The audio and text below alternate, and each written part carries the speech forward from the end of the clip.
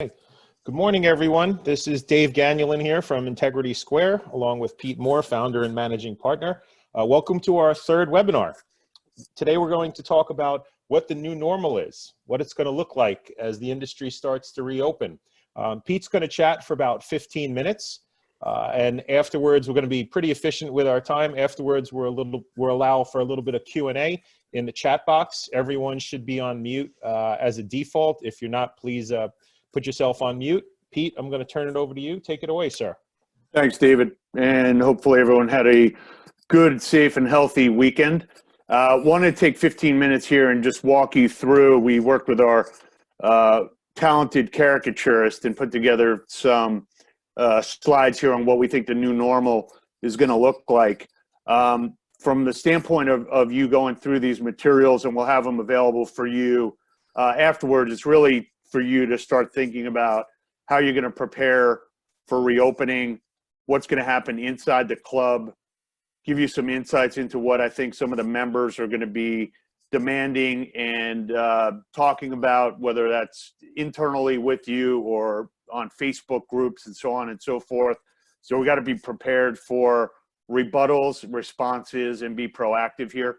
As you know, I like to use our football terms, so I feel like we're now at halftime or / in the preseason, and we got to figure out how we're going to move on to the next chapter.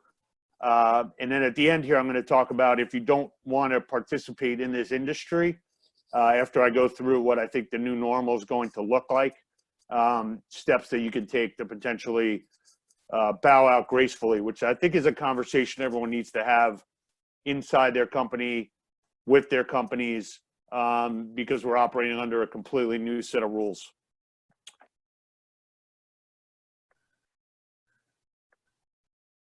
Okay, so what I'm thinking about in 2 words: sanitized fitness, grand reopening. I think everyone agrees that this is almost the equivalent of a pre-sale or a grand reopening. When I think about what we're about to enter into, I think about 2 words. I think about opportunity and I think about liability.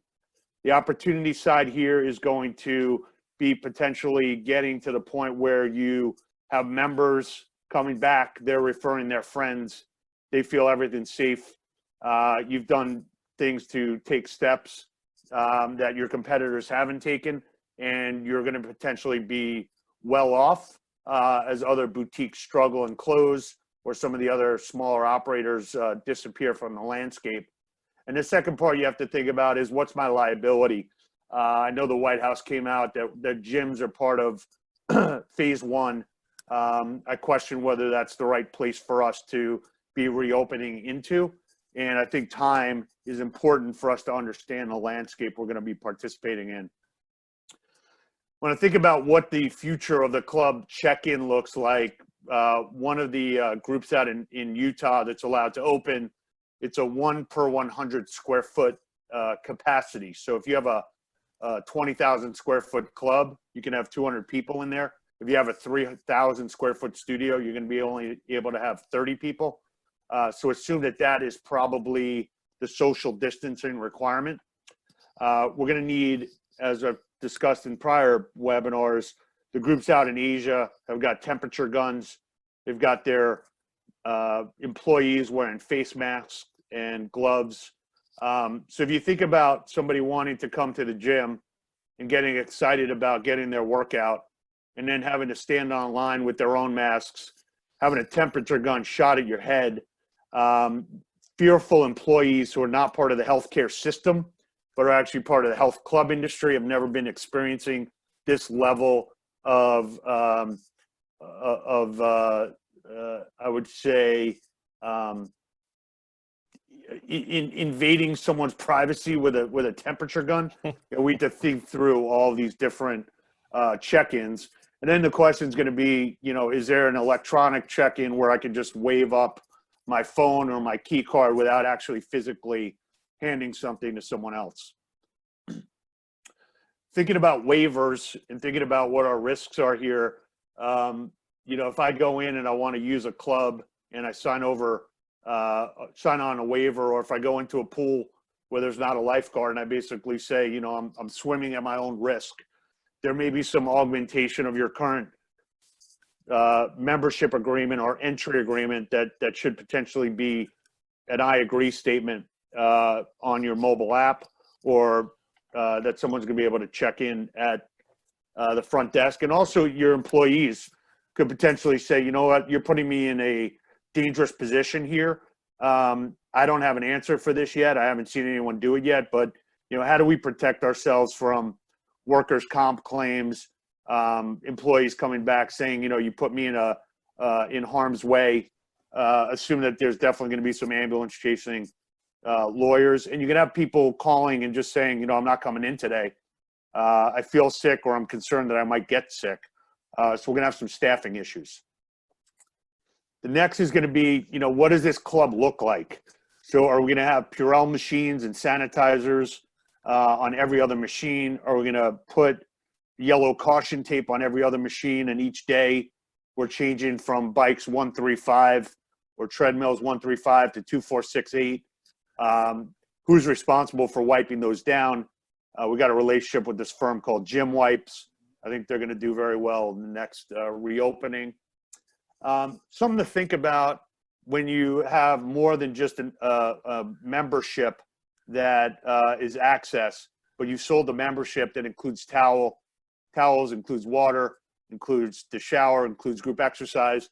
What's going to happen when you're telling people, look, we're temporarily not providing these services to you? I think Planet Fitness is probably in better position because it's basically a do-it-yourself health club chain. So their membership, you're basically paying for access and they're still giving you access. Whereas a number of the groups that are on the call here have a lot more amenities. So that conversation we need to think about beforehand. Are we going to downgrade memberships? Are we going to say, look, your membership includes the cost of what we need to do here for our additional cost of cleaning? I think Ragosa, you might want to go on mute there. So we've got the towel issue. I don't recommend anyone giving out towels and having to clean those. I think your kids club is probably shut down for a period of time. So we got to think about members that are going to cancel their memberships because they can't bring their kids with them, or is there a sanitary way to continue to provide this service? I don't know if kids need social distancing. People that do have kids here that have them at home, I'd say it's very difficult to keep them socially distanced at home.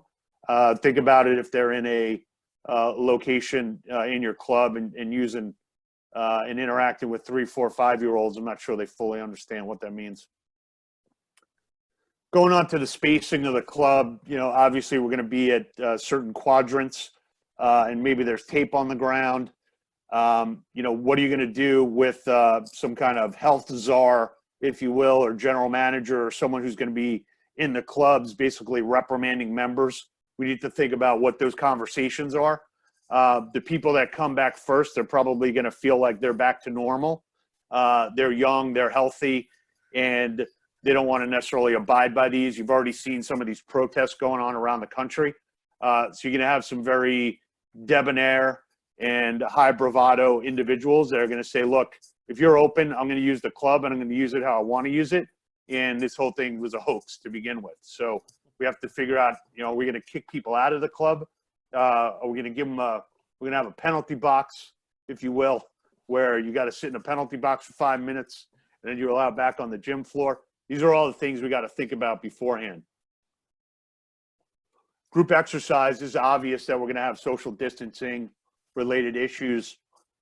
Question is going to be, at 50% capacity on a group exercise class, are these going to be as high energy and as entertaining for members? Second thing is, if I run a group exercise studio, or if I'm a Pure Bar, row house, I can't make money. If I'm in the airline industry, very similar to the health club or studio industry, I'm not making money unless I've got at least 65% capacity. If I get on a JetBlue flight and 2/3 of the seats are available, they're not making money on that flight. So we need to think about how we stay in business and the members pay for accessing this experience. And it's not 100% on us on the cost side of this. Then, if I have these guys running around during open hours in their Ghostbuster suits, whether it's on an hourly basis, a nightly basis, in between shifts, one, it's going to make certain people feel safer, and it's going to scare the shit out of some people by saying, is this place that contaminated that you need these fumigator guys walking around in suits? Do we stagger out and say that, we're doing, instead of signing up for a class, if I'm a health club operator, do I sign up to go to the club on a per hour basis? So there's a 6 a.m. to 7 a.m. Schedule. I go online. I actually reserve my spot to actually access the gym based on the capacity constraints. Or do I get in a position where people are going in from 6 to 7? There's a 7 to 7:15 cleaning, and then there's a reboot, and people line up and come into the club at 7:15. So I don't have answers for these. Each person will be unique in how they want to handle this. But with your strategy team, I would think through all these items. Protein shakes, bring your own. I don't think you necessarily want people making shakes there, especially since nothing's being heated up. I think a lot of the delivery companies right now are focused on that once your pizza goes in the oven, it's contactless. So the pizza going in the oven, if it had a virus on it, it would actually be killed by the heat. We don't have that luxury in the health club industry, so nothing's being heated. So I think you're going to have some health-related concerns there. The digital, I think most people have pivoted to offering some kind of Zoom or Blue Jeans or live classes. I would continue to invest in this heavily going forward and try and increase the professional nature of these classes, and potentially have these classes running in your group exercise classes so you can avoid having additional instructor pay and training. And also the members that come into the club that have not been exposed to your online or felt that it wasn't for them, maybe this is a way to educate them and get them comfortable with how you run the online classes. There's going to be a number of members that want to come back and think that everything's going to be back to normal. They're going to go to the gym, they're going to shower at the club, they're going to go to work, or they're going to get a swim, and then they're going to go shower and go to work. So assume that if you have pools, that they're going to be closed. Showers, I'd say probably are closed. So the question is, if I paid $99 for an all-access, full amenity experience, and I can't shower and I can't swim, and you've got a member that's going to say, look, this is not what I paid for. And we're going to say, look, we got health regulations, and they're going to say, you know what, I quit. So we got to be concerned about how we're going to address these. Do we take people and say, look, for the first 3 months that we're open, we're only going to charge you 50%, or we're going to add an additional 3 months membership, or I'm going to give you a $50 Amazon gift card from our friends at Promotion Vault. What do I do to try and maintain that member? So as we look at this and say, all right, here's everything that we're going to need to deal with, and we had plenty to deal with before as health club operators and studio operators, let's do some soul searching here. And if you find that what I just went over here does not sound like fun, this is probably the most graceful exit ramp that you can have to say, you know what, I'm not sure I want to be in this industry anymore. So when you think about, and everyone's got to have these soul searching discussions. I'm having it with myself and my team of what we want to be when we get out of this crisis. But I think the first thing you got to do while you have time on your own is think about yourself for once. Were you happy doing what you're doing? What things would you want to change? I made my own bed, but I might be able to change out and change my mattress, or get out of this bedroom altogether because I don't like the bed that I've made for myself. So that's the first thing you need to do. Everyone who comes out of any kind of crisis, you have the ability to reset your life and take advantage of the reset. The second thing is I need to look at my creditors. Who do I need to cover? Because they've backed me in my pursuits to date. My investors, what's realistic for them to receive? they took the risk with me. Obviously, nobody put this in a investment risk memorandum that said, we're going to have an issue if there's a pandemic. We talked about irrational competition. We talked about Planet Fitness. We've talked about boutiques coming in. We've talked about a potential downturn in the economy. But look, investors are big boys and big girls, and they understood the risk that they were taking. And if they invested equity, they're in line with the upside, and they have to bear the brunt of the downside. Your employees, and we talked about this before, if you operate the business, yeah, you've got a family and you take care of all your employees. That's a given. But you're not obligated to cover a family of employees if you don't have a business, unless you want to run a nonprofit or you want to run a charity. So as much as I want everyone to reemploy their employees and to reopen and everything to go back to normal, it's not going to be possible, at least not out of the first 3 months. And your members who are going to go on social media and say, oh, they cut these services, or oh, they closed this club, or they closed the studio. There's going to be a couple of weeks of issues that you're going to deal with, and depression. But look, everyone's in business to make money, and if this business isn't going to make money, you have to rethink it. Now, if we're open, I'd say your stakeholders are in reverse order. I want to protect my members and keep them happy. Then if I got members and I create a great environment, my employees obviously are my players. They make it happen. My investors and my creditors benefit from me running this business. So if you don't want to reopen, how do I start thinking about that process? One is work with your accountant, see how much money I owe, and start making calls to those creditors to see what the potential cents on the dollar. So if I've got a bank debt and I got a personal guarantee on it, maybe there's a 60 to 70 cents on the dollar that your bank or SBA will take, or get some kind of payment plan. Figure out what's left on your current lease. Make sure you understand what your security deposit is, because that could potentially be given back to the landlord. What's your personal exposure on any of these liabilities? Is there a bankruptcy or corporate attorney that can help you brainstorm how to get through this? How much money do I owe potentially on my prepaids? I don't want to have a bad name in my local market. So if somebody paid for a 20-pack, I got to find somebody to make sure that those services are provided. Those could be provided by a competitor that reopens, that'll protect those and assume those prepaids. If you're subject to a franchise agreement, typically these are personally guaranteed. Question is whether franchisors, we call them brand lords now, whether the brand lords are going to affect that personal guarantee and try and come after you, which I don't think is going to be good press on their end. But think about what your real risks are and exposure. And if you close, can I sell my membership base?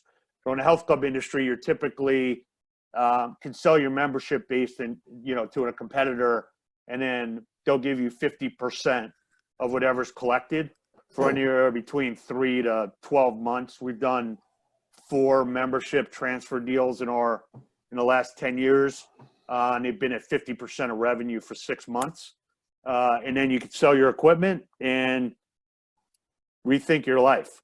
So the downside of not reopening, let's just call it what it is. You will feel depressed. You will feel defeated. You're going to be really upset, and you might not get out of bed for a couple of days. I've been there. It happens. That's how you're going to feel, and you'll get over it. You're going to have 14 to 21 days of bad press where they're going to say, I can't believe they didn't open. I've got personal training sessions outstanding. These guys let me down. Deal with it. Okay, the news cycle in this economy and this country has gotten so condensed where you are old news as quickly as you are new news. After that initial shock to the system, you're going to feel real stress relief. You're going to say, I finally thought about myself, and I didn't put myself back into a position that was not going to guarantee me success. You're not obligated to run a for-profit business that isn't profitable. Okay, the brave thing to do here is think about yourself and take action. And I read a quote over the weekend. Somebody was reading an article and it says, if you fail 5 times and you find success on your 6th try, someone deems you successful. So not every venture you go into is going to be successful. That's the beauty of this country, and bankruptcy laws allow everyone to get a second chance. So think about that before you just say, all right, where do I get temperature guns from? Where do I get the Purell? Where do I get the gym wipes? Make sure the mobile app's working. Think about whether you want to do this. No one else is having a webinar about this decision, which is going to be the most important decision you make in the next 5 years. What do? I got an exit ramp or I got a highway, and that highway is going to have a lot of speed bumps on it. I want everyone to open who thinks they can make a go at this and be successful. I want as much money to be in this industry and as many health clubs and studios to be around. But think about whether this is for you. And if you're up for it, let's set a plan to win. And if you're not up for it, no one's going to say, oh man, I can't believe you closed during the greatest crisis in the world. It's not going to happen. So take the exit ramp. I saw this quote the other day. It said, old keys don't open up new doors. You really need to rethink everything that you're doing. Okay, there's nothing in your club or in your processes or how you work today that needs to be part of your reopen plan. If you don't want to do group exercise, don't do group exercise. If you don't want to have a basketball court anymore, just take the basketball court out. Okay, these are things that you need to do, and you're the authority on what's going to happen. You can ask your members, hey, do you want these services or not? But at the end of the day, this is your call, and you got to be set up for success. There's a new term now. Everyone knows I like to use adjusted EBITDA, pro forma EBITDA, EBITDA before owner's interest. I usually tell people EBITDA is adjusted EBITDA is the amount of money you're most likely to make if you buy my business and don't fuck it up. So now we got EBITDA-C, EBITDAC, which is earnings before interest, depreciation, amortization, and coronavirus. So with that, I will open this up for any questions. Hopefully this was thought-provoking to you, and fire away. Hey, Pete, we got from Adam, what's the likelihood of a franchisor going after you for your personal guarantee? Same question with landlords. I would say it's probably a 50-50 chance that they'll go after you. The probability that they will collect will be probably 10%. That would be my guidance. Okay. From Kenneth, do you think membership pricing will go back up to 1990 pricing? Look, I think as you think about what happened, every time you buy an airline ticket, you pay an additional amount for your TSA and for the gate fees. So you're basically, the cost of security is being put on the traveler. And the question is going to be, do we have the balls to add a cleaning fee or some kind of additional monthly fee that the members understand that it's not my responsibility, given how low I'm already charging you as a member to access my X million dollar facility. Is your safety my 100% cost obligation?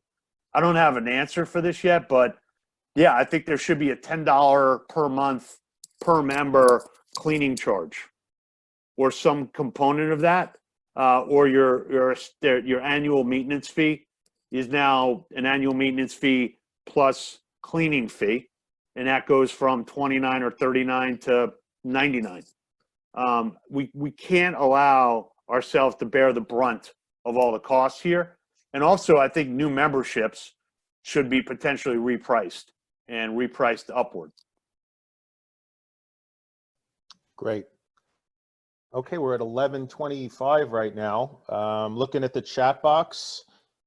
Oh, thank you, someone. Have you guys had success using, quote, impossibility of performance to terminate agreements? Can you clarify if that's member agreements trying to cancel? He didn't say. No, with landlords. With landlords. Most of the landlord conversations are about to start to happen, across the country, I think probably May 1st. I think over the next few days, you're going to see some pretty high-profile bankruptcy filings that are going to scare a lot of landlords into being more flexible with you as a health club operator or a fitness studio operator. I think I think going and trying to cancel your lease outright, saying that you can't access the location and basically putting that on the landlord is probably not plan A. I think plan A is to work with the landlord. And then in certain markets, there might be, I know there's like an eviction, grace period that New York has put on. So, a landlord can't kick you out for not paying for the next 90 days. But I'm not sure if that's the best route to go with a landlord. I would always go with, I think you start any conversation starting from a place of empathy, and then you go and uptick it from there to being the aggressor. The first thing to do is say, look, I can't reopen, and going after me personally, there's nothing to get. So let's work this out. If I could sell my equipment, I'll give you half of what I could sell it for, or keep my security deposit, or I'll keep the equipment in there for a period of time and see if you can re-rent this or lease it to another competitor. I think you want to always start with working with the landlord and not trying to trigger, section 14B of your lease agreement and argue over some kind of litigious, written clause. Great. One question, are you seeing more of a willingness to collaborate with competitors? He's seeing openness from owners and execs on uniting to move the industry forward, which is a nice big shift, and was curious if you're seeing the same thing. Yeah, I haven't seen any collaboration yet outside of just the lobbying effort and the sharing of information related to accessing different government loan programs. I think the next step will be if certain competitors don't want to open, the best part of the exit ramp for someone that's closing is going to be talk to your competitor and see if they can take over your personal training obligations and any prepaid memberships. I think those conversations are going to happen. I don't know if there's any other reason why competitors are going to collaborate. Obviously, you can't collaborate on discussing what kind of membership pricing you're going to put out into the market. You probably get into some collusion related zones, which we're not going to talk about. I mean, I can talk about it, which I am, but you can't necessarily, go to your competitors and say, let's all raise our rates to X dollars per month, and let's all put in a cleaning fee. But if every health club in Long Island made that their new initiative, then I would say everyone's kind of, lifting each other's boats up and saying that's the option. If you don't like that option, then, continue to work out from home or, add another 20 pounds to your waistline. So I think those are initiatives that could potentially be pushed down by, groups of Rex Roundtable or, URSA recommendations or, Integrity Square saying, hey, this is something you guys should think about and do. But I think the conversations with competitors are probably going to be about liability assumption more than they are about collaboration. Hey, Pete, we have Alex who can speak to this very, very briefly. Alex, are you unmuted? Please. Yeah, I'm here. Yep. Can you chime in here? Yeah. I just want to mention one thing about the comment about competitors, not direct competitors, but let's say I own a Pure Bar in New Jersey, and I'm collaborating with 5 other Pure Bars that are in my area. We're not really competitive, but some of us are really close together. So there's some overlap of customers. So we're all working together on a live streaming offering that reduces all of our costs. So it kind of like economies of scale, so that each individual unit is not covering their own costs. Live streaming, we're kind of sharing it amongst everybody else. So we're all starting to work together, whereas in the past we have not, and it just because our paths didn't really cross like that. So within the same franchise, I think it's definitely possible to work together with adjacent unit owners to kind of share the costs of where we are today. Got it. Yeah, if you're in the same brand, you know, and part of a umbrella of brands, I think that those conversations should definitely happen, and the franchisor should be facilitating that on a regional basis. But I mean, competitors, there's no additional offer, you know, whether it's like a, you know, travel pass, you can go to these other clubs. That's typically what competitors of independents would look to do. So I don't see that as I don't see those conversations happening. I think people should be calling their stronger competitors or, you know, sharing notes, but only if you're looking to potentially merge into a larger entity or you're looking to sell your membership list. Pete, in that regard, you already addressed some of these points, but there was a question that came in. If you tell a franchisor you're not interested in reopening, are they likely to be interested in just buying it from you, or will they try to find a new operator, maybe resell it to someone else? Yeah, I mean, the franchisors in their franchise agreement, assuming you didn't edit this as part of your franchise agreement, have the right to take over your studio if you don't reopen or if you default on a franchise agreement. So you're basically defaulting on the franchise agreement by not reopening. And then they have the right to take over the location and pay the landlord. They're not. This doesn't happen that much in the health club industry, but in the restaurant industry, if there's a Dunkin' Donuts as an example that goes out, the franchisor will take those locations, drop an operator in there to try and bring them back to life, and then re-franchise those.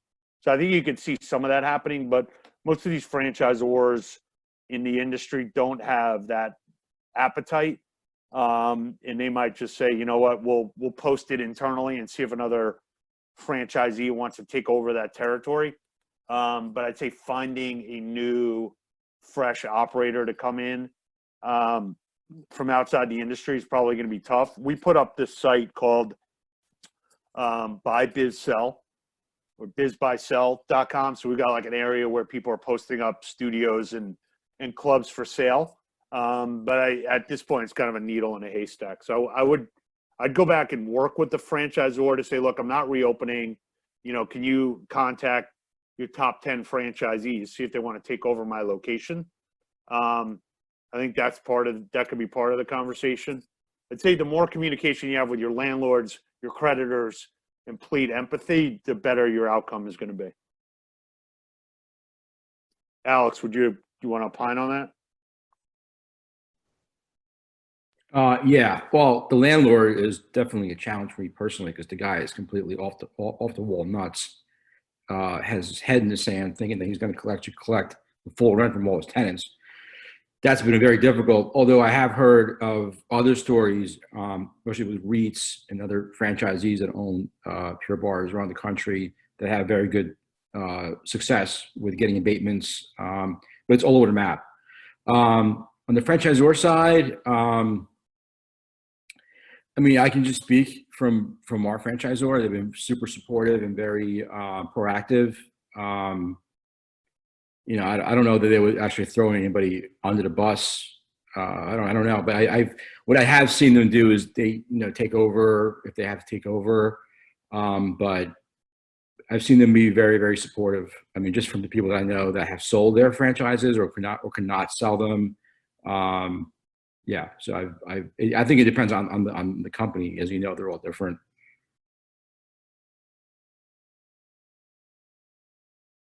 Great, thanks, Alex. Unless it's 11:35, there was one more question that came in from Dave. Pete, maybe you could address. Does anyone have a view on how to monitor gym attendance? Yeah, ideally it would be part of your check-in through your software system that you use, where you can start to track, you know, number of check-ins, you know, starting at a certain hour. You know, if we go back to the old like club days where they've got, you know, or live events where they got like a little hand ticker, obviously that's the most rudimentary way to do it. I mean, I would try to figure out how to do that through your, ABC or MindBody or whatever system you use to make sure you're complying. It's probably 1 to 100 per square feet. What I would try to avoid on anything that you come up with is try to avoid anything where people need to take a pen, touch anything, as long as you can keep it electronic. If you can get a RFID code or a QR code, Alex, you're probably better than I am at this. But if I can scan something without touching it, and that checks in, and almost like when you go to a deli, like I don't even think these delis exist anymore, but used to get tell you what the number was in the screen, like a high school basketball court where it's like tells you what number you are. Like maybe there's a counter that every time somebody checks in, you probably get on Amazon for $30. It's like digital number account. You just clock it up as people check in, and then clock it down. But ideally, it would be done through a mobile app. I would just wanted to say that we use Club Ready, and we have like an iPad kiosk that people typically touch when they walk in. But I'm thinking like no one's touching anything. You just walk in and we'll hit the button for you, and that's how you mark yourself as checked in. That's what we're thinking about. Yeah. Great. Okay. Well, hopefully this is helpful, and I think everyone should do some soul searching and then strategically think about how you're going to reopen, or if you want to take this exit ramp, this is the time to do it. No one's going to fault you for saying, look, I didn't want to reopen with all these restrictions. And, I think a lot of people who are home now thinking about their lives, this business should be fun. I think that's why everyone got involved in it to begin with. And this is taking some of the fun out of it. I think this too shall pass, but figure out if you're up for what we're in store for, because this is not going to be. You're going to have to say no more than you're going to have to say yes. Okay, and that turns into a business that is confrontational with members, and it's not our fault. It's just going to be for precautionary purposes, but. There's going to be things that are closed. There's going to be services that are not available. There's going to be frustration. There's going to be lines to get into the gym. There's going to be people that have 103 temperature, and they're going to say, "Hey, I got temperature because I just ran a mile to get here. I'm totally fine." We'll be like, "Well, look, if you have over 100, you're not allowed in." It's like, "Well, I'm not sick. I just ran 5 miles." Like, that's bullshit, right? So like, these are all the things that we're going to have to deal with, and none of them are going to be comfortable. And you're going to have a $15 an hour front desk person having to like think through, the equivalent of like a gate attendant who's been trained, by Delta on how to deal with every customer service issue and question. And we're not manned up for that. Like, if somebody comes and says, hey, I want a reduction in my dues this month because I went on a treadmill and it was sweaty and nobody cleaned it. I don't know. What am I going to do? Do I discount the membership because you had a bad, health experience? I mean, these are all the things that are going to be real life discussions that are going to be really painful to figure out. And we can't say yes to everything. We can't let everybody cancel their membership. And we're going to have a lot more rules.